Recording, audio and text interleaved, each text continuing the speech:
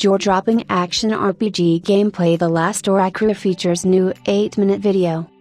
Developers from the Golden Knights studio together with the Prime Matter publishing house have published a gameplay trailer for the action game The Last Oricru, which was announced at the last E3 exhibition.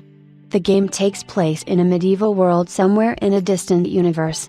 The 8-minute video demonstrates all the main gameplay aspects of The Last Oricru, from dialogues and walking around locations to combat battles with the use of abilities. In the gameplay video of The Last Oricru, the developers made an important note that we are dealing with an alpha version. This tag is more than appropriate here, because the recorded gameplay still raises serious questions. At least visually, the game looks unusually dated.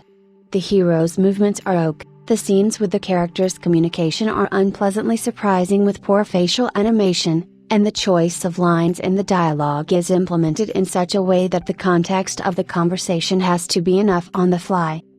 Otherwise, The Last Oricru adopts the most key gameplay features of Souls-like action games.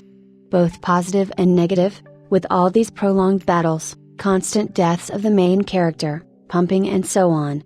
The revival of the hero takes place at checkpoints. When pumping, a special substance is used, taken from defeated enemies, and the furious action here is diluted with unobtrusive role-playing elements.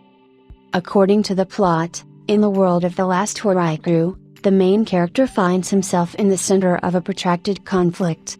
The player will need to make decisions that will affect the development of the plot, because any key action here will necessarily have consequences.